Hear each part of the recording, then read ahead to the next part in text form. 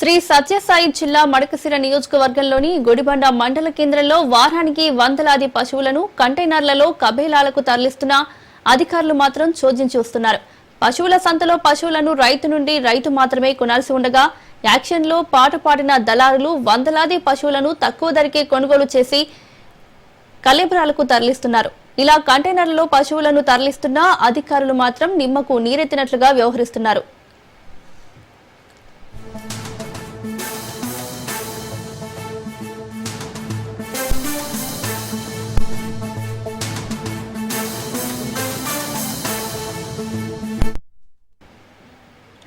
రెండు 2025 వార్షిక సంవత్సరానికి కూడా అధికారులు బహిరంగ వేలం నిర్వహించారు.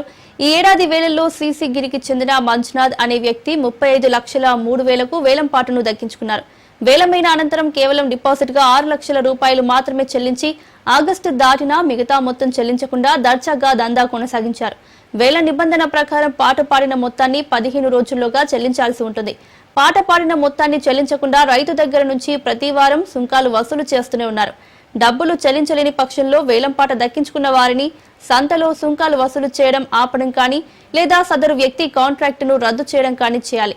కానీ పంచాయతీ అధికారులు కేవలం నోటీసులు పంపించి చేతులు దులుపుకున్నారు.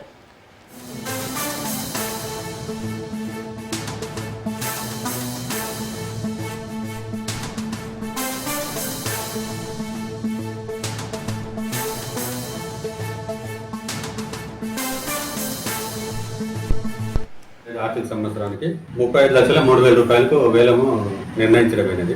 ఏప్రిల్ 1 నుంచి మార్చి 31 తేదీ వరకు ఇది గడువు ఉంటుంది. ఇది పీరియడ్.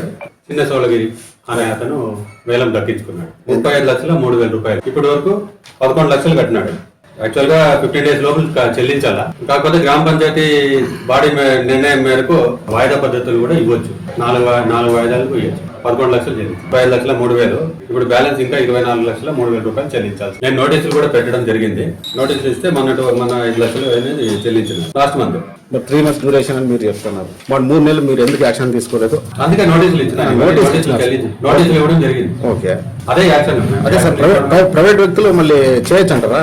మార్చి, ఏప్రిల్, మే నెలలో పెట్టలేదంటే మీరు నోటీస్ ఇవ్వాలని మీరు నోటీస్ ఇచ్చినారు.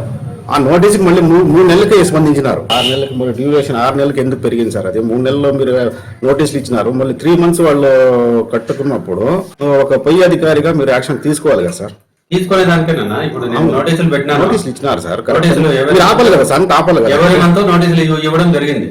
అంటే ప్రైవేట్ వ్యక్తులు ఎవరైనా సరే సంత నడుపుకోవచ్చు అంటారా? నడుపుకోవద్దు. 6 నెలల తర్వాత గత ఆగస్టులో మరో 5 లక్షలు మాత్రమే చెల్లించినట్లు అధికారులు చెబుతున్నారు. ఇలా చర్యలు తీసుకోవాల్సిన అధికారులే ముడుపులకు బానిసై ఈ దందాకు సహకరించారని చెప్పవచ్చు. ఇప్పటికైనా అధికారులు స్పందించి కబేలాలకు తరలిస్తున్న వాహనాలను సీజ్ చేసి పాట పాడిన డబ్బును చెల్లించేంత వరకు గిరి మంజునాథ్ అనే వ్యక్తిపై చర్యలు తీసుకోవాలని పలువురు కోరుతున్నారు.